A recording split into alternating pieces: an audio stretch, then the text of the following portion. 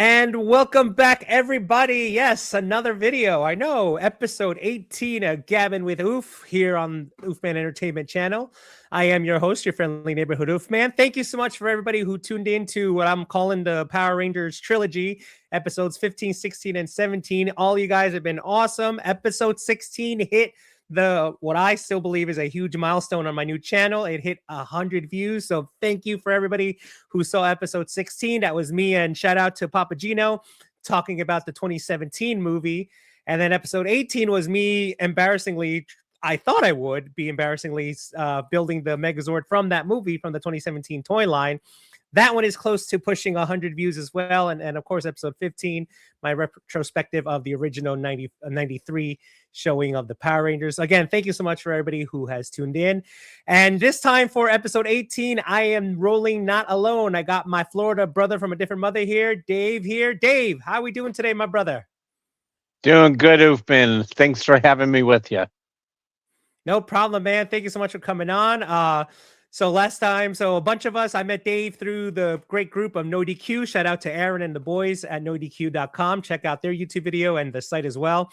And long story short, we all just love to talk wrestling, whether it's on No DQ, on Gino's channel. And now I decided to jump into that as well to gab about wrestling. The cool part is, I think the needle, and Dave, you're my witness here. I think the needle's in the middle of, we tend to agree and disagree perfectly. Like there's not really like we all 100% agree or we all 100% disagree. When we do the review or predictions, the needle's like smack dab in the middle. Would you say that it's like that? Like we all have different opinions. We have like the same idea, but our opinions to that idea are different. Would you agree to that? I would totally agree. We all have our good views and different views of wrestling and different views of what's going on. But I think in the end, it makes for great discussion, whether it be with you and your station or with Gino or with No DQ. I think it's built a good friendship with me, you, and everybody with No DQ that introduced us all. And I appreciate having a forum and some friends to talk to wrestling about when the people around me don't know much about wrestling. So it's a great forum and great new friends that I've built over the last couple of years. Yeah, it's a cute, awesome little community we got going. So on that note, let's start gabbing about it. So today's episode 18 of Gabbing with Oof is we're gonna go into the DeLorean, Dave, and we're gonna go back in time. We're gonna go back 25 years ago this past week. Yes. I was a lowercase Oof back in the year 2001. 2001 was a crazy year for professional wrestling, especially around this time. In fact, on March 26th, just 5 days ago in 2001, I think they would agree with me. All our jaws dropped to the ground when I remember waking up and back in my day, we used to have AOL. And when AOL headline right there, it said it, WWF buys WCW. And so, like I said, Dave, I woke up, I saw that headline and I couldn't believe it. I was like, wow, we all knew WCW was on its deathbed. There were the rumors that Eric Bischoff with another company was going to buy it. And then before the last Nitro, Bischoff called into Nitro and said that he couldn't. And then March 26, 2001 would be the final broadcast of WCW Nitro on TNT. So Dave, jump in the DeLorean with me. Let's go back to 2001. What do you remember about that day, hearing or seeing and witnessing the final Nitro and hearing the news that WWF bought WCW? Oh my God. It ended a string of a great rivalry between WCW and WWE with the Monday Night Wars. And I still remember watching Nitro because I watched both. I'd tape one, watch the other, and watch the other later back in the old day when we had VCRs. And I remember watching Nitro and Shane McMahon comes up on the screen. And all of a sudden you find out this is going to be the last Nitro. And they announced the matches, and you have Booker T wrestling as a champion there, as a WCW champion. And I remember to this day the last match on Nitro, Ric Flair and Sting. And what a way to send off WCW It was fitting, into a yeah. new era. Yep, Fitting and into it, yeah. most definitely, and especially because those two had huge history throughout the whole area of Nitro and WCW. Ric Flair and Sting were mainstays, more Sting than anybody because obviously he had never left. And it was a sad ending because no one knew where everybody was going to go at that point either. And was Sting and was Goldberg going to join WWE? Was Flair going to come back? Booker T? You didn't know until we'd find out later when all of a sudden the invasion happened. But Yep. it was so memorable.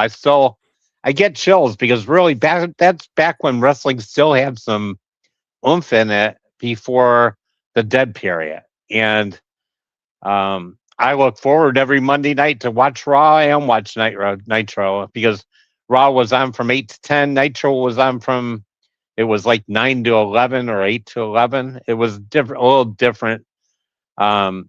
And I remember the days where Eric Bischoff, if Raw was taped, he'd give away the endings of matches. It was just, they were He fighting did. cats and dogs until the end. Yep.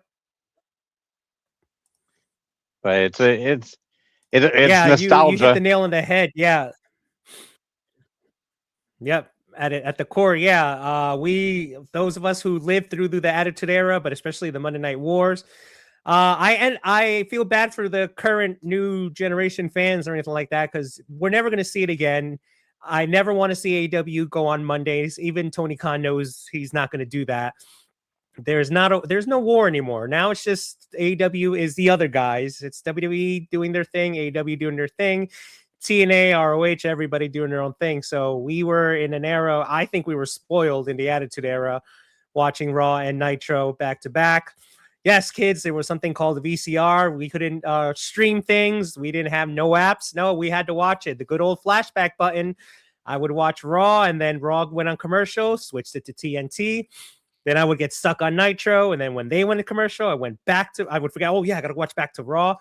And it was an awesome time. But that day, March 26th, yeah, the Night of Champions, as WCW called it. And then the shocker that'll lead to our main topic, like you said, Dave. So they incorporated the storyline of the WCW purchase into a match at WrestleMania 17, Shane McMahon versus Vince McMahon. And so Vince did his strut to the ring. And yeah, I was there when it was the simulcast, especially at the end. I was flipping back and forth. It was just like, and I would forget what channel I was on because I'm seeing Vince McMahon on TNT. I'm like, wait, is this TNT or USA Network? So I would have to bounce back or just check the info button on the screen to see what channel I was on. And then we hear No Chance in Hell again. We see the Titantron, so we know Shane's coming out. So Vince is ready. We're all ready. We're all excited. And then, like you said, we see Shane walking down an aisle, but he is walking down the aisle in Panama Beach, Florida at Nitro, is entering a Nitro ring, addressing the Nitro crowd, and of course Vince as well. And he drops the quote unquote bombshell. And again, this is when the writing and everything was just literally on fire. Little did we know it was going to happen on Sunday at the show at Mania. But Shane said it best. The contract reads McMahon. However, it reads Shane McMahon. And under his father, he purchases WCW. And so right there, I had hope that, okay, maybe WCW isn't going to go away. Maybe they're going to put it on the shelf for a while till they plan it out. Will we see Nitro now on USA, or will Nitro be on UPN? Back in the day, SmackDown was on Thursdays on UPN. So, like you said, it was very curious what was going to happen to the product, which now kind of leads into our main topic is, like I said, 25 years ago was the year 2001, and we're recording this on April 1st. No fooling anybody. It is April 1st, 2026. We are talking about April 1st, 2001, WrestleMania 17, or how the kids said it back then, X7. And today, yeah, it's been 25 years since, I don't know about you, Dave, but I agree with many polls that I've seen and videos on YouTube and everywhere. WrestleMania X7 is considered the greatest WrestleMania of all time. And just like you, I saw some clips of it earlier, and I can't not take that title away from it. I still believe it's the greatest WrestleMania top to bottom of all time, not just because of one match, not because of in today's world, which we'll get into a little bit about moments. No, I just think from top to bottom, from the beginning of the show to the end, the show had me hooked, and the building of it, from Austin winning the Rumble to Rock winning the title against Kurt Angle at No Way Out, the buildup was solid and good, and they hooked you with their main matches. But I feel like the buildup, every match got a buildup. Yes, they didn't have a buildup from like the Rumble or from like December or something like that. Excuse me. But the way each match was promoted on the shows, the whole entire card had my attention, with the exception of the gimmick battle royal. That was my break match. I think I went to get like snacks during that. So I'm like, I don't need to watch this. So yeah, so that's the main topic of today, WrestleMania X7. So Dave, what do you remember about WrestleMania X7? And do you consider it the greatest of all time, or is it on your top 3, top 5? Does it make your top 10? I would say it's up there. From what and I don't remember, like I was telling you earlier in our chat, that I don't remember all the WrestleManias like you guys do. You guys have better memories of it than I do. But looking back, you see a lot. From what I looked at, there's not a lot of not throwaway matches like you had in the prior WrestleManias. You'd have jobbers going out there. I think there was a lot of decent matches, and like you said, there were stories involved in this WrestleMania, coming from the McMahons, because the McMahons got involved a lot back then, coming from especially with WCW, and going to even especially a match like the triple threat ladders match, tables, ladders, and chairs, with probably three of the best teams ever in the tag team. Yep. Genre, with Edge and Christian, Dudley's, and Hardy Boys. From what the one spot I remember more than anything, without even going back to see it, is when Edge speared Hardy off the ladder. It legendary. Yes. You don't ever forget moves like that, and it's just and then coming down to with Austin with the turn, where nobody had ever thought he'd side with Vince McMahon, but it turned out. And they had some great stories back then. This was back when Vince had his mind, and he was a genius. He was a genius, and there's no doubt about it. Unfortunately, as he got older, he lost the sight of some of the things that he had when he was younger, and the visions. But I liked when the McMahons were involved. I loved it, because it's not like trying with Tony Khan. And I know how you feel about AEW. The one thing I really didn't care about is Tony Khan getting on camera, because I know he is a big hero. He loved the McMahon, the wrestling. He grew up with loving it, but he is not on camera with Vince McMahon, with Shane, and what they are to the wrestling, and Stephanie. They knew how to play their roles back then, and it was I grew up with that. I mean, I wasn't as young as you. Obviously, in 2001, I was in my mid-30s by then. I wasn't a little Dave. I was already at middle age, but because I grew up in the era of when Hulk Hogan was in AWA, because I'm from the Midwest. I'm from Chicago, and we saw AWA wrestling was on every Saturday. And I remember the days of Heenan and Hogan and the Road Warriors and AWA and Kurt Hennig. So I grew up with these guys. And when they got to WWE, all of a sudden it's like, oh, that's when Vince started to take over the territories after his father passed away. And it was like growing. I mean, I'm thinking, okay, now Hulk Hogan's like this, and he was in a small wrestling alliance, and now he's like in Rocky, and doing all these things, and and Vince knew what the thing is. Yes, Hulk Hogan did make WWE, but it was a combination. If it wasn't for Vince's foresight of, because his dad didn't like Hulk Hogan in the beginning when he was first there, he didn't want him doing the acting and stuff. But Vince was smart. He could foresee it. Hulk Hogan, as big as he is, get him on his screen. He's gonna start bringing in the bucks that he made. I think it just was. It wasn't just Hogan. It wasn't just Vince. It was a combination, and they grew that thing. And it was out of unfortunately, it took some of the small territories away. Which, believe it or not, I liked the small territories when I was younger. The AWAs, the UWFs, places where you saw Randy Savage and Mid South and all this. I mean, we had some Texas Championship Wrestling with the Von Erichs. Um, I mean, unfortunately, those areas went by the wayside when Vince took over. Um, and that's what made the WCW run so magical. 83 weeks. I mean, Yeah. Bischoff's still living off of that, but I gotta say, if it wasn't for a couple of bad decisions by him and maybe Ted Turner, because once Ted Turner wasn't in charge, I think things changed. And then when they beat Goldberg and that streak, I think some things turned WCW around backwards, because I think they could have stuck with WWE. I really do. And I think they blew their load, as we could say, on those 6 years with Nitro. And nobody will ever take away the NWO. And you're right. It's too bad the young viewers really, unless they look back at it, they weren't there.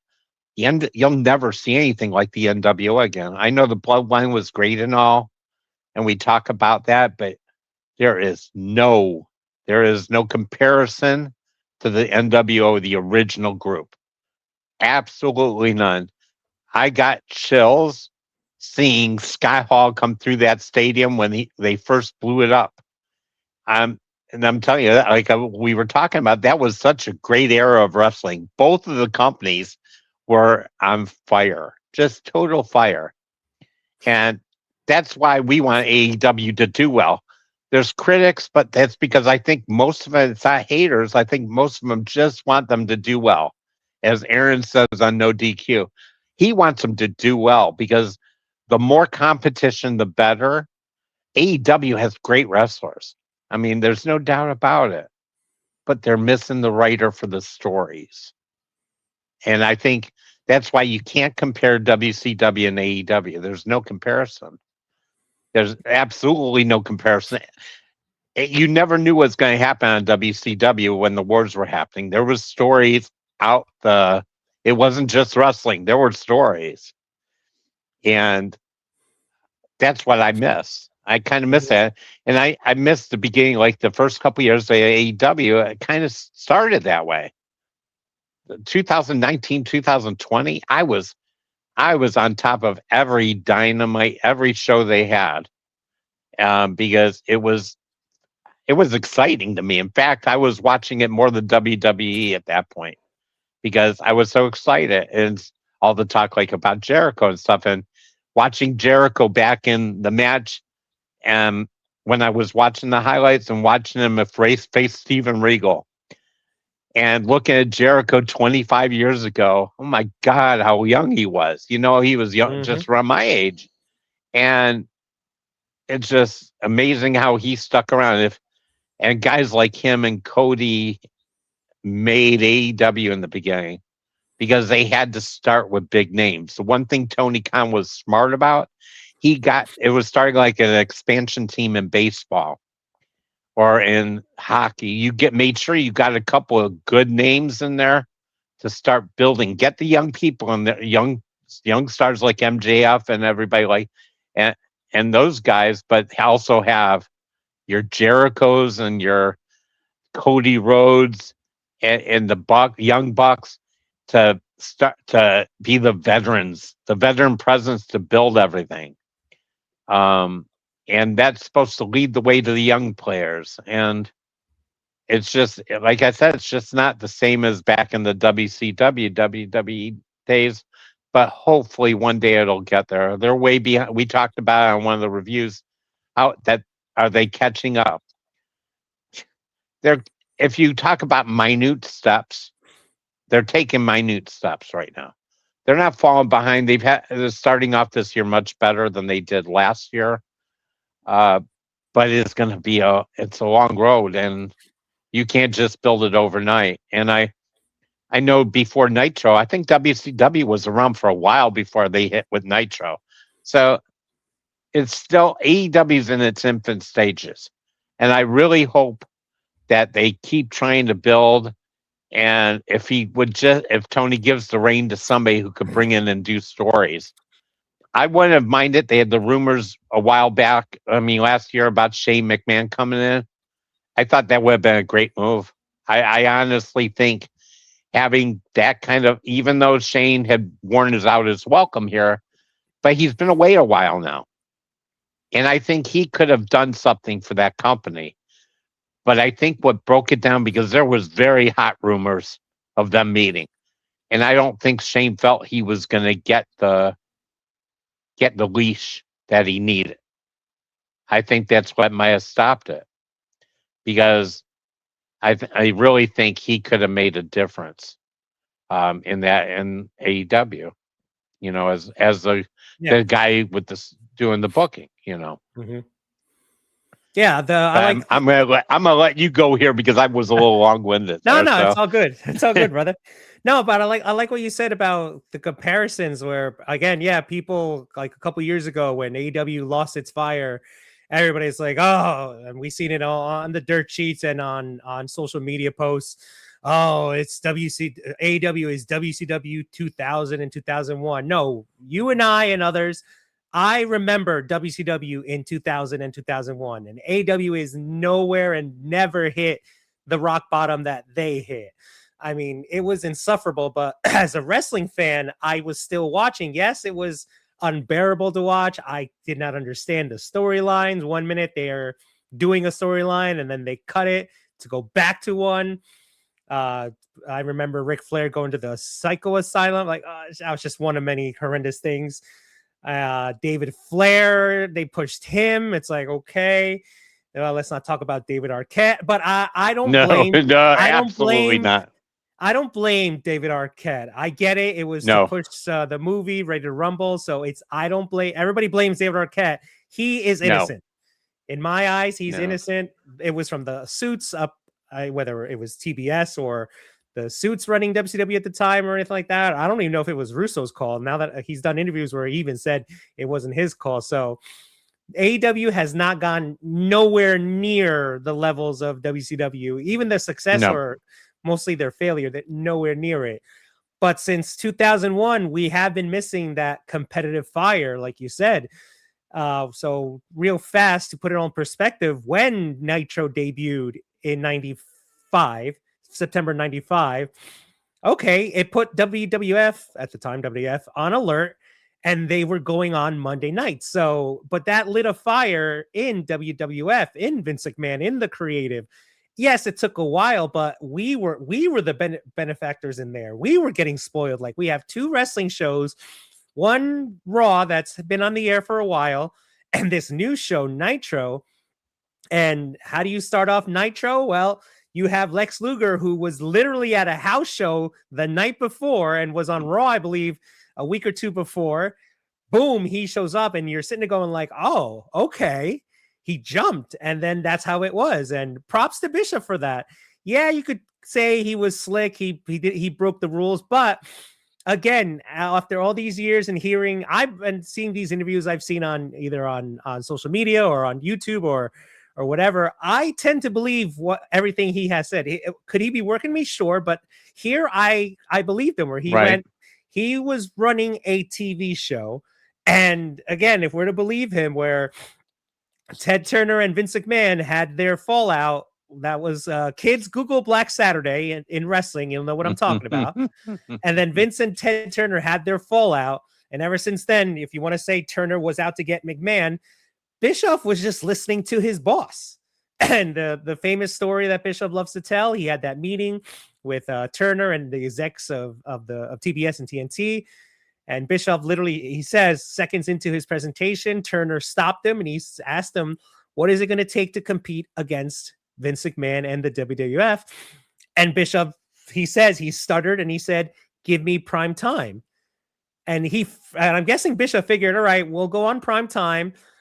But it was Turner who said well, this is what I questioned, because Nitro first started off just an hour, then it moved to 2 hours, but he said give him Monday night. So boom, right there. Poor Bischoff. Again, I kind of give him sympathy here, where his back was against the wall. He's going up against the juggernaut that was Raw, but like he said in interviews, he had to think differently. Kind of like what you kind of said with Tony Khan in AEW. Let AEW be AEW. Think of, not egotistically, but think of you and yourself. Forget WWE, forget everybody else. Just focus on your craft. And so Bischoff was the same way. He's like, all right, I'm going against this juggernaut, the machine, WWF. Even at the time, WWF was still big. Yeah, it had drawn. Not, it was like you said, during the Hogan era, they were trying to find their new way without Hogan, without Savage and all them guys. But he knew he had an uphill battle, like, because again, Raw was established for about 2 years, January 93. So here we are, September 95. Bischoff, again, in the interviews I read from, or I saw him in, he's like, I had to think differently. If WWF was cartoonish, I'm going to be real. If they have gimmicks, my gimmicks are going to be more like the wrestlers. And so the first shot literally was Lex Luger showing up on that very first Nitro. And we can go on and on about the death of WCW, maybe for another time. But just quick things leading up to it. Then we have the introduction of Medusa returning with dropping the belt in the garbage can. And then one thing that I will just hashtag spoiler alert. Again, this year it will be the 30th anniversary of what you just said, when Scott Hall returned, walked down that aisle and jumped in the ring. So I will do a perspective on the 30th anniversary of the NWO forming in WCW. That, again, deserves its own episode, because we can talk for hours about the NWO. But yeah, so Bischoff had to think differently, and he gave us Nitro with the different things. Yes, the NWO was unstoppable. Sting, when he went Crow, was unstoppable. The Luchadors were unstoppable. Jericho, Benoit, Guerrero, Juventud, La Parca, all of them, Rey Mysterio, Psychosis, you can name them all. So Nitro literally was, I started, again, even though I was jumping between both channels, I was watching a little bit more Nitro. Jericho got me, I became a proud Jerichoholic during his conspiracy theory storyline, when he would go down to Washington with this. That's when I was like, I like this guy.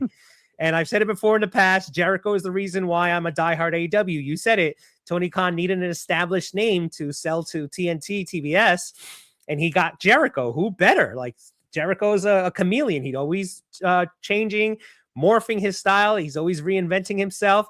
And who better to be, no disrespect to Hangman. I like Hangman. He's a great wrestler. He's awesome. But who did Tony Khan put his title belt on first? Jericho. Who better? Like, if you would have told me I'm starting a company and I can get Chris Jericho, heck yeah, I'm going to put my world title, the first holder of it, on Chris Jericho, no doubt. And so I became a proud Jerichoholic during his conspiracy theory days. I'll never forget the 1,000 list of Jericho. Oh my goodness. Hold 1, armbar, hold 2, arm drag, hold 3. And then he would just invent words like, I'm like, I don't know who this guy is, but I am a fan. And to this day, I'm a proud Jerichoholic. But it all came, and yes, the many factors destroyed WCW. They didn't help themselves. And so again, 25 years ago, we said goodbye to not only Nitro, we said goodbye to that war, that Monday Night War. And shout out to Wrestling Bios on YouTube. If you guys would like to see, because you can watch the Monday Night War DVD or documentary that WWE produced. But we all know how WWE are with their documentaries, especially when it comes to history. They like to tweak it and make them look themselves like, this is how it really happened. No, you can watch it, but I highly recommend to anybody who would like to actually go through the war again. Wrestling Bios on YouTube. He made this awesome playlist of it's called Reliving the War. He starts all the way from episode 1 of Nitro in 95, and he went through, and he just ended it like about, I think, almost a month ago. Every Thursday he would upload a new episode comparing Raw and Nitro. and I believe he just ended up like about a month ago. So if anybody would like to see a good perspective, a good angle of the true war, I highly recommend Wrestling Bios Reliving the War. So that takes us to that Sunday of WrestleMania 17. And so some tidbits that I don't know if you knew about, and for the audience as well. Number one, when it came to Vince versus Shane, the original plan was supposed to be Vince McMahon versus Mick Foley in the wrestling match, but Foley somehow talked Vince out of it, that he wanted to stay true to his retirement status. So that's when Shane entered, and I think that's when the whole Shane bought WCW thing came in there, and then Mick was the special guest referee. There's that big legendary story that made the rounds, I think just a couple of years ago, that don't mean to be like really graphic, but that famous interview a couple years ago, Tommy Dreamer, I don't know if you know what I'm talking about, Dave. He admitted that he wanted to off Paul Heyman, and he was going to do it at WrestleMania 17. So I, like you, actually a couple weeks ago, I actually saw WrestleMania 17 just for the hell of it, because I knew the 25th anniversary was coming, and I'm sitting there watching, going like, when in the show would he? I mean, I thank God he didn't do it. Yeah. But when in the show would he do it? You know, talk about legendary. I heard those rumors too, and that was the funny part also about watching that. You brought that up, is watching with Paul Heyman 25 years ago as the announcer, as a ring announcer. He was a commentator, and seeing Michael Cole with dark hair, and right. it's like oh my gosh. Oh gosh. A lot can happen in 25 years. And so, like I said, it has been known to be the greatest WrestleMania of all time. Again, I do not disagree. I've never done a top 10 list, but if you put a gun to my head, like greatest WrestleMania of all time, 17. So real fast through the matches. So again, we had the legendary Rock Austin 2 in the main event. Jericho defended the IC against William Regal. Like you said, the classic TLC 2. And one match that doesn't get talked about much, because their second and third WrestleMania match does. It's because of the streak in there. But Triple H and Undertaker had one hell of a match at WrestleMania 17. Again, the build up to their other ones, they barely mentioned it. I think Cole mentioned it during the broadcast, but that's a forgotten match. It was cool to see Motorhead sing Triple H to the ring. I know Undertaker had fun on his bike going down that long ramp. Oh yeah, so he had fun. Yeah, exactly. It would have been cool if Motorhead played Triple H and then Limp Bizkit came later the next year, but it would have been cool. The two bands playing the two guys in. Even the women's title match, Ivory versus China had its attention with the RTC and all that. So yeah, every match, and I mentioned that because I think back to shameless plug, a couple episodes ago, I spoke about the build up to this year's Mania. And again, now they're starting to get it, but there's still so much time in between. But I've seen other people commenting going like, well, for 2001, there was a lot of time in between, the Rumble and Mania. Yeah, but Austin had a rivalry with Triple H during that time. The Rock just won the belt at No Way Out. But again, if you go back to see those Raws, they hooked you in. Here again, sorry people, but Roman and Punk since day one, it's just been yada yada yada yada yada. Again, like I said on the review once, my attention was on the WWE title, because first it was Drew. Like, all right, Drew's gonna walk in, Drew versus Orton. Yeah, cool. But then they had the match with Cody. Would there be a fatal 4-way? The WWE title had my attention more than the world title. And then finally, I don't think Orton went heel. I just think Orton went Orton. He had finally attacked Cody, but like I bought his reasoning. He's like, I thought it was going to be Drew, but it's you instead. Orton is doing what he has to do to get the title. And Cody gave his blessings. He said it right there, and then after that, he said, I want you to be that guy. Exactly. He's only doing what Cody told him to do. Exactly. And he's right. It wasn't supposed to be him. Like, why'd you get involved? I wanted to get Drew. And you had to get there. Yeah, I seriously, he's like what the heels have been lately. They're not really heels. They're almost like in mid. Because even Drew had points there's been truth points. It's a different type of heel nowadays. And we talk about it all the time. He's telling the truth. Kevin Owens was saying only truths. He Yeah. wasn't, there was no, wasn't a typical heel. Not like MJF. MJF's still he's an old school wrestling fan. And Yeah. he's the old school heel. And Yeah. that's good. He should be different than what like you said, they should be different. They should be themselves. Right.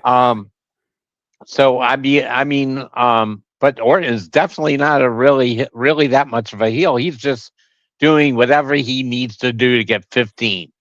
And Exactly. I totally disagree with Aaron. Aaron wanted to say he said Cody's winning because of the movie. I don't think so. You've mentioned 15 way too much. Even if it's a short reign, I think Orton's getting his moment at WrestleMania. And I don't know if it has to do with the phone call. There's still a lot of speculation. I brought it up. I sent a super chat in the other day on the review. I'm leaning more after the Stephanie segment. I'm leaning towards Shane being that person, and it could be the twist around. He didn't go to He didn't go to AEW. He hasn't been there since he tore his quads against the Miz At WrestleMania. Yeah. at WrestleMania. I and a lot of people are saying KO doesn't fit the family. When they No. mention the royal family, he doesn't fit that. I still think it's going to be Shane.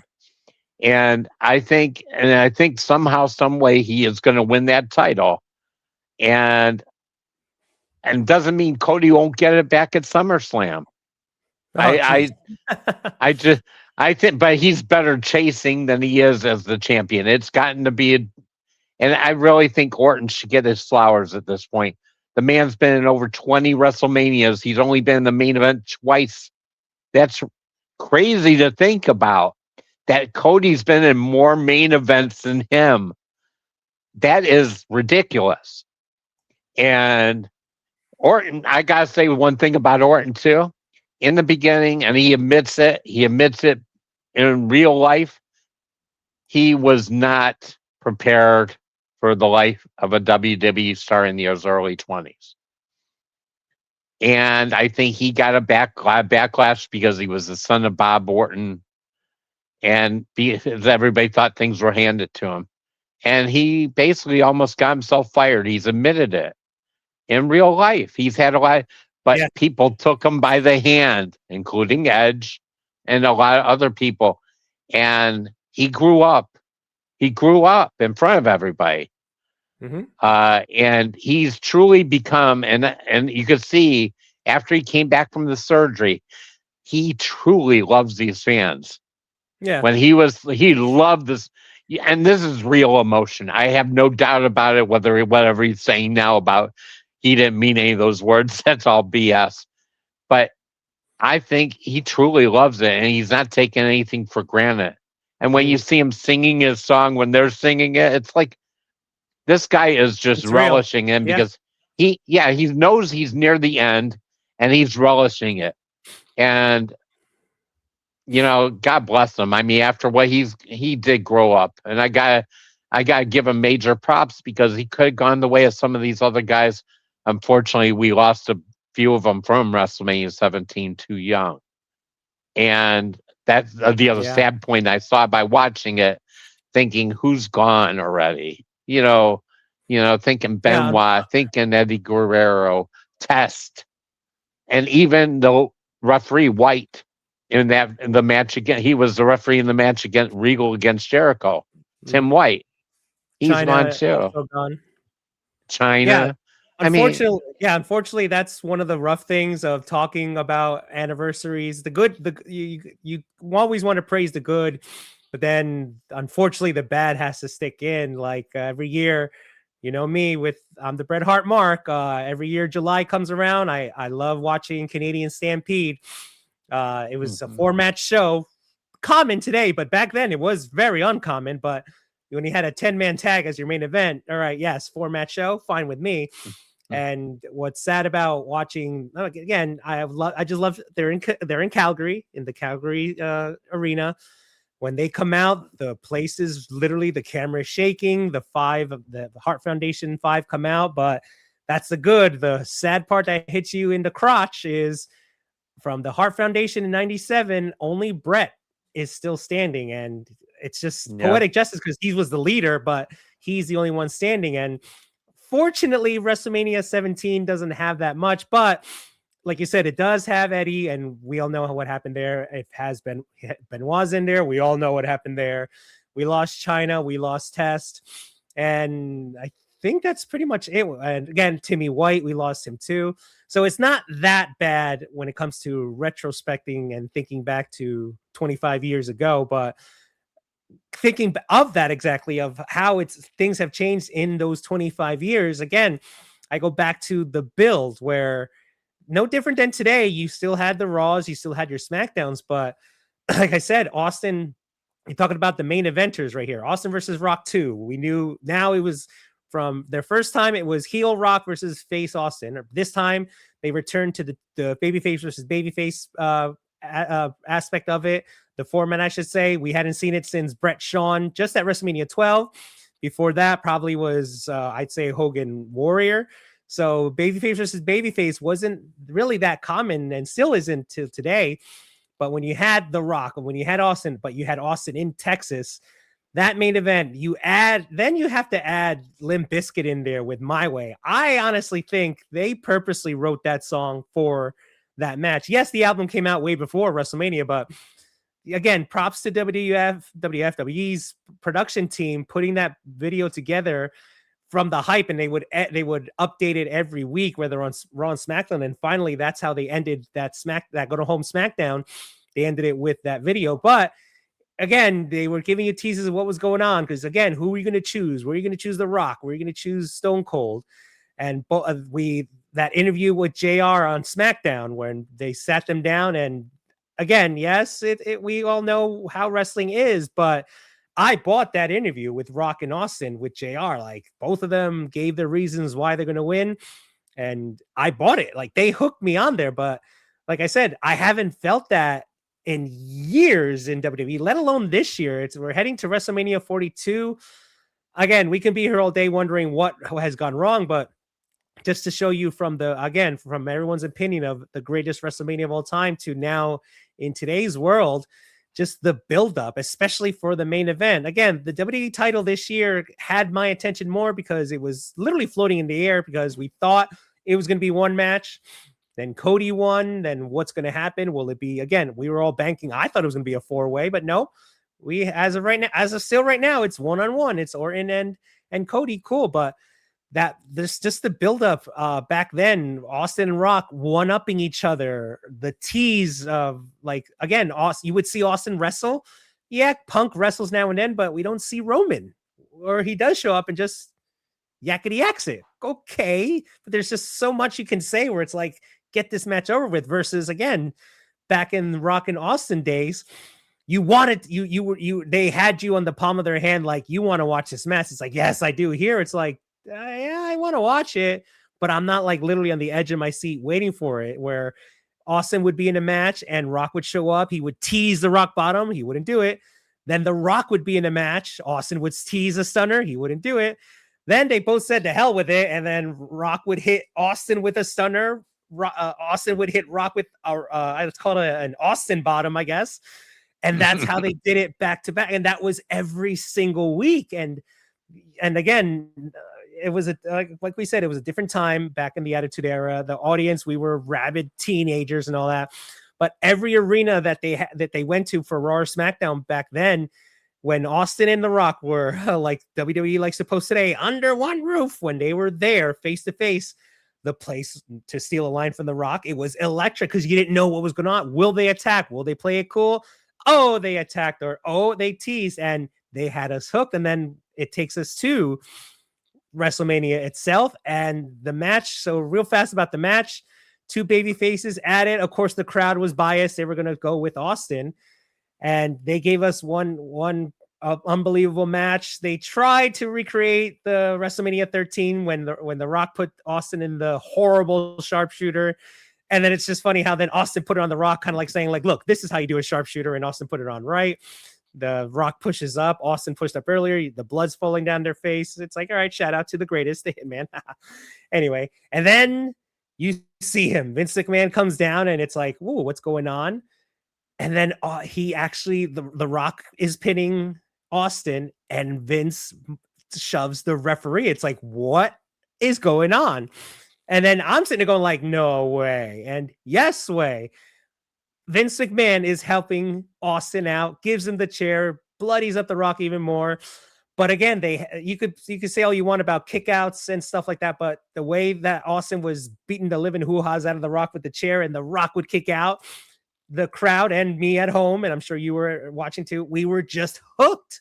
And then finally, it took 16 chair shots, and then finally Austin won, and then he did it. And then where I and many people believe the Attitude Era, not only did WCW die 5 years before, the Attitude Era ended with a handshake where Austin, like JR said, with barely any voice on him, Austin has shook hands with Satan himself. And so, Dave, your reaction, what do you remember when you saw Austin stand up, face Vince McMahon, holding the belt, and he shook hands with him? What was going through your mind, if you remember, or can you remember what you were thinking when you actually witnessed Austin and Vince shaking hands? I couldn't believe it after all the years that every time he'd see Vince, he'd give him a stunner. He'd give him a stunner, Linda a stunner, Stephanie a stunner, everybody in the McMahon family he'd take out. Pretty much, yeah, pretty much. And for him to side with Vince, it was like, oh my God, what's happened? Hell froze over. That's my first thought when he sided with Vince, is like hell froze over. That they did the turn the way they needed to. I don't think everybody was happy about it, obviously, because everybody wanted to cheer Austin, but they wanted to boo McMahon, but he was like the Big Show. He was like the Big Show. Vince would go heel, go babyface when it was needed, when it was called for, right. Yeah. But it was like, and that's so different from the against your man when they did the double turn, that's when Austin went back babyface, wasn't it? Isn't that when it happened? That was the double turn, and that was the point. And again, gun to my head, greatest WrestleMania match of all time. I'm really not being biased. It's Bret and Austin, WrestleMania 13. They pulled it off because when Austin walked in, there were boos, but there were some cheers. But Bret got the same ovation, boos and cheers. Mm-hmm. But there was no doubt that was the best match ever, because to pull off a double turn with two of the main guys, and Bret was he was the company babyface at that point. Cody, they got to find that guy. They have, because you don't know what kind of gold they'd have if they found the guy to do the double turn. I really thought if Randy was a little younger, I really think that, I'm telling you, they're saying that he won't be the corporate guy, which he won't be at this point of his career. If he was about 5 years younger, they could pull off a double turn like that. It may not be as big as Austin and Hart, but it sure get close to it. It would get people talking, definitely. And to see the blood pouring from Austin's face, and everybody's in love with him. He wouldn't give up. He passed out. And that's what I wanted John to do against Gunther. I wanted him to pass out. I'm so pissed about that. But because I don't think he should have tapped. AJ didn't tap to him. Nope. Essentially, it's just the smile on his face. That I guess when we mentioned that on Gino's podcast about good and bad, I forgot to mention that. The smile on his face when he went out, I want to just punch him in the face at that point. But no, I understand. I wish he would have passed out as well. But I guess it just shows you when you to recreate something as big as Bret and Austin, it's really hard to do. And again, when they have a babyface versus babyface, will it live up to Rock Austin? Who knows? Because again, Hogan Warrior was, for a young lowercase oof, was mind blowing. Like, you have the two biggest heroes of all time there. Then when the new generation, you had the two biggest baby faces, Bret and Shawn. I was a little upset Bret lost, but hey, whatever. I digress. Life went on. And then again, here we go. Bret, we have Rock and Austin. at it one more time. Now both baby faces. And so again, it's just amazing how one company can do so many great things. And now I keep bringing it up. The road to the show is important. And okay, yes, now Roman and Punk have gotten physical, but I don't know if it's a little too late for it. But again, trying to feel sympathy for them. Again, the Rumble was all the way back in January and Mania was all the way in April, but they could have done something a lot more better than they did especially with Roman and Punk. Like I said, the WWE title since the Chamber, because we knew, all right, we can't really get hyped for the WWE title match at Mania till after the Chamber, but they had me locked in after the Chamber. Like, all right, the WWE title has my attention, and it's had it since then. It slowed down a little bit because now we're doing mystery angles. Who is Orton on the phone with, and all that. My vote is he's on the phone with himself because he's hearing the voices. That's why. So I think he's in the phone with himself. But it just goes to show you just how times have changed. But going back to WrestleMania X7, like I said, the road to that WrestleMania, they had us hooked, line, and synced in and focused, where again, literally it was must-see TV. Sure, Nitro was already on its deathbed and barely alive, but they did a great job, especially with the main event going like, what is going on? Who's going to win? I kind of figured it would be Austin anyway, because WrestleMania, Texas, it has to be him. But still, they were always getting one up on each other. And I personally feel the only match that's gotten my real attention this year is Oba and Lesnar. Even though Oba is getting one over Lesnar every week, which I'm kind of not liking right now. But again, though, there's still time. But I want to see them go at it. I really hope it's not, suplex, German, F5 done. I just hope it's just two guys literally going at it, crashing their heads. And because we know Lesnar can go, he just needs that partner to go with, and I think Oba is going to be it. But Lesnar can go. Yeah, he can, and he knows what to do. Like I said a couple weeks ago, when first Oba quote unquote attacked him, again, I saw Lesnar mouth, put your foot on my chest. Lesnar knows the business. He knows what's, I hate to use the phrase, but he knows what's good for business. And so I think he's going to do the right thing. Now, who's going to win? I still can't predict that yet. Give me more time. When we do the predictions for No DQ, I'll give my official predictions. But again, though, I believe the road to any pay-per-view, but especially Mania, has to be good. But I'm also feeling that Mania is starting to lose its charm, because sure, 2 nights of Mania, great. But now SummerSlam is going to be 2 nights. It is 2 nights, I should say. It started here in Jersey last year.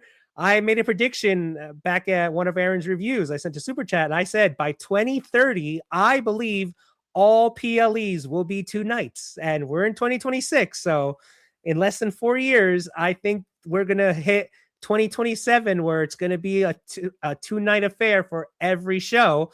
So Mania will lose its charm, because again, what are they going to do? Make it 3 nights? Good Lord, heaven help us. But I feel like Mania is going to lose its charm. Yeah. That's why, really, instead of 4 matches, they don't have to do what AEW does. They could split the middle. Right. If they do 7 matches of pay-per-view, they wouldn't need 2 nights.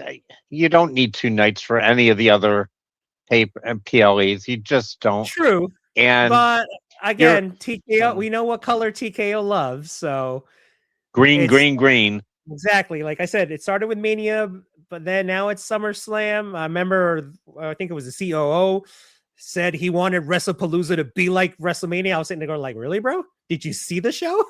I know he said it before the show, but after the show, like, you want this show to be like Mania? So that's when I bought in, going like, these guys, it's going to be a TKO call. It's not going to be a WWE call. These guys are going to turn every show to a night. Now, yes, there are some shows, I believe, like you said, the Rumble, sure, have the men's on one night, the women's on the other, and matches intertwined. Cool. Same for Money in the Bank. And Money in the Bank, cool. Have the men's one night, the women's the other. Survivor Series, yes. Again, but my feeling is, not to go on another tangent, but I think War Games should be like only used to end a storyline amongst either factions or a group of guys or whatever. Like a Hell in the Cell. Right, how it used to be. But again, it's going to go 2 nights eventually. And like I said, TKO is going to see the green, and it's going to be 2 nights. Again, I hope I'm wrong. TKO, if you're listening, which I doubt you are, if you are listening, let it be maybe just the big guys, Rumble, Mania, Money in the Bank, SummerSlam, and Survivor Series. Maybe keep them 2 nights, and then if their other PLEs are just one night affairs, 4 matches, I think I'll be okay with that. But again, TKO wants to squeeze the money out of everybody, and I just have that feeling it's going to be a 2-night affair. Again, going back to what the CEO said about WrestlePalooza. But again, the charm of WrestleMania X7, even the ones after X8 and 19 were great, and 20 was great too. They had a good string of Manias there where it can't really just be about one match. WrestleMania 13 was the excuse. It was just rough time back then. They were really going nowhere. And again, thank you to Brett and Austin for saving that show. They saved WrestleMania 13. 14 also wasn't that good either. I mean, even the main event wasn't even that good. Austin and Michaels. WrestleMania 15, they kind of bounced back with it. And then I think 16 was horrendous. Way too many multi-man matches. So again, back to WrestleMania 17, they went back to the big arenas. They went from the Arrowhead Pond, which was 2000, back to the big stadiums, and then back with 18, 19. Well, Mania 20 made sense. WrestleMania 20 back in MSG. But I think WrestleMania 17 started the string of good WrestleManias, great WrestleManias, I should say. You had 3, 17, 18, 19. I'll throw 20 in there. You had 4 great ones in a row. Again, WrestleMania 40 was good, 39 as well, but they were really just one-match cards, in my opinion, the end of the story of the Bloodline a couple years back. And so it just shows you how in 25 years, how things have really dramatically changed. And I hope it would go back to that attention. But again, back in 2001, they relied on our pay-per-view buys. If no one bought the pay-per-views, they'd be doomed. And the war had ended. But WrestleMania X7 did over 1 million buys. Great for them. But nowadays, in the guaranteed contracts, the billions of dollars from Netflix, from everybody they're making deals with, again, do they have to put the effort in? Not really. Their job is now just to put a match card together. But I miss those days of 25 years ago, and even the Attitude Era of the both companies. Even real fast about WCW, when they were on fire, they were on fire. We can talk about Starrcade all we want. Well, it gave us finally Hogan and Sting. That was, I believe, the only WCW pay-per-view I actually purchased ever in my life. I would go, shout out to my good friend Keith out there. I would always go to his house to watch both pay-per-views, WWF and WCW. But for some reason, Starrcade 97, I'm like, I'm going to watch this at home. My uncle Gus came over and we saw it together at my house. I'm like, and I'm sitting going like, I just bought a WCW pay-per-view. Why? Because of the build of Hogan and Sting. Yeah, I'll throw Brett in there because that was his first pay-per-view, but whatever. But it was more on Hogan and Sting. But the journey, Sting went almost a whole year. First, he turned his back on WCW. Then he didn't talk.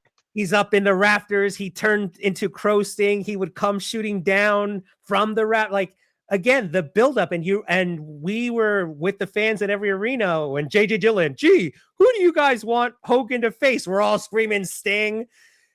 Again, it goes to my thing is the buildup to it. And we all, I think majority of the world, I know they all watched Starrcade 97. We can talk about the ending all we want, but let's just focus on the journey first.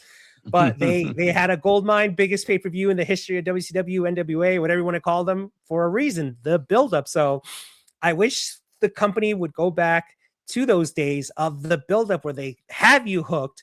Because now, like I've said before, and others have said, you've said it, I'm sure, on the review with Aaron and everywhere else, they're just about the moments. And yeah, you can have a WrestleMania moment. That's fine. Again, you want that, it's almost like taking a still shot photo. And we'll go back to 13 again, the moment Brett having Austin in that sharpshooter, the blood, sure, that's a moment, but that is a moment that happened in a fantastic match, and you don't get those nowadays. Now it's all about just the moment, period. You don't talk about the moment in this great match. And so the spot, and that's it. And then again, WrestleMania 17, again, same thing. Every match was just entertaining. Again, take away the gimmick battle royal. Every match had a moment, but you remember the match. Even the Jericho and Regal just had a great wrestling match. We spoke about TLC 2. Oh, come on. That's a great match that had great moments as well. I like you, I agree. Edge spearing Jeff Hardy. a moment, sure, but a great match as well. Mhm. Taker and Triple H in the crowd. Triple H choke slamming Hunter off that balcony railing thingamabobber. Moment, sure, but great match. And then Austin and Rock. The moment was the end, the handshake of Vince and Austin, but the match was great though. So we don't have those anymore. And again, we can blame everybody we want, but again, just to wrap it up real fast, hopefully one day we will get a Mania where we're hooked for the entire traveling way The to it, build up. the Yep. build up, and they get us like, all right, we are hook, line, and sinker. I gotta watch Raw next week, or I gotta watch SmackDown, because now it's like I haven't watched, and I'm either watching Aaron's review or I'm hearing you guys in the chat. I'm always seeing you guys in the chat talk about Raw. And I'm like, oh, Raw's going on. I throw my 2 cents in when I see the YouTube clip, but I see you guys chatting about it. When I see you guys not interested, I'm like, man, if these guys aren't interested, I know I'm not going to be. But just to show you how quickly things can change and all that. But like you said, hopefully, like I said, WrestleMania X7 is on the mantle of the greatest WrestleManias of all time. I cannot believe it's been 25 years. And like I said, later on, I'll talk 30 years since the NWO. But it just shows you time is going on where it's if someone said it best, nobody submits to Father Time. He is undefeated. But Dave, thank you so much for joining me here. You have any last second thoughts about 25 years ago, either the death of WCW or WrestleMania X7? Well, I think I'd like to be a part of when you do talk about the 30-year anniversary, if you'd like me. Because absolutely. I love that. I'm telling you, I love, because I mentioned it first. I love that episode. But the couple of final thoughts about it. Also, there was a match I thought maybe been a sleeper, and I did watch a lot of it when I was watching the clips. Is the hardcore match? I thought that was fun. Oh yeah, entertaining. Mm-hmm. Yes. So for those that don't know, Raven, I loved it. Yeah, Raven, Kane, and the Big Show in a hardcore match. Again, it was hyped during Raws because Raven kept making Regal have Big Show and Kane fight, and then finally he threw him in there. And then there's the old tale of when they were in the backstage and they jumped on the golf cart. According to Raven, in one of his shoot interviews, they were supposed to ride him and Show were supposed and with Kane in another go-kart with the referee, they were supposed to ride the backstage like half the arena and go back into the arena. But what Raven said was the way that Show jumped in, because first of all, we don't know how Big Show is, but think of Big Show 25 years ago. The way he was hanging on, he couldn't turn the wheel. So they went crashing into this fence gate, and there were wires there. And according to Raven, those were the wires that powered the Astrodome, and they were like inches away. The front bumper of the golf cart was inches away from the plugs, that had he hit it, the arena would have gone dark, the feed would have locked off. So he got lucky, and then they just improvised doing the rest of the way, but that was supposed to be a longer thing. Yeah. So again, there's so much lore to WrestleMania X7. Again, whether it's I don't know if it's on uploaded on Netflix, but I'm sure somebody illegally uploaded it somewhere. That's why I was watching it. Was on Netflix. All right, if it's on Netflix, check it out. If you can find the back in my day, we had things called DVDs, the original of it. Because again, great WrestleMania. Again, I've never done one. Will I ever do one? Perhaps, but again, gun to my head, best WrestleMania of all time, I would have to say X7, because you have to watch it. But again, we literally lived through it. It was sad to see WCW die, but they literally brought it on to themselves. Vince will take all the credit in the world, but it wasn't just Vince. There were other things that did it. But again, thank you so much, David, for coming. But yes, like I said, my next big project, it'll be a series. I'm going to be talking about the 30 anniversary bullet points of the creation of the NWO. Because again, I when I was thinking of this, like, all right, it's been 25 years since WrestleMania X7. That means 25 years since the death of WCW. Holy cow, we're in 2026. That means 1996 was 30 years ago. And what happened in July of 1996? Hulk Hogan went to the dark side. So yeah, that's the next big project here with Uffman Entertainment. Back at the beach in Panama City, Florida. Exactly. And he traded his colors. He was wearing red and yellow, but he's all yellow. I believe that's what Dusty Rhodes said on commentary. But again, David, thanks so much for joining me. I do appreciate it. If you like this video, please hit the like button, subscribe, hit the notification bell so more videos. Again, to everybody who watched it, I cannot thank you enough for I'm calling it the Power Rangers trilogy, episodes 15, 16, and 17, with episode 16 hitting the 100 views. Episode 17 was a handful away from it, and 15 is trailing, but it was a project that came from my heart. Again, for those that watch the channel, you guys know how much of a Power Rangers mark I am. So thank you all for the views. And again, more projects coming. I'll have Dave on. I'll have more guys from the Naughty Q on. And we're going to talk about all pop culture stuff, wrestling, music, whatever it is, but whatever makes it fun. And like David has shared before, we're a part of this little community where we have differences of opinions, but at the end of the day, we're still all friends and we love to see the product grow. We want, like David said, I do want AEW to succeed. I don't know why people are banking and putting bets on when it's going to die. Why? So many wrestlers out there, yay for AEW, ROH, TNA, everybody, yay. Because again, after WrestleMania 17, we went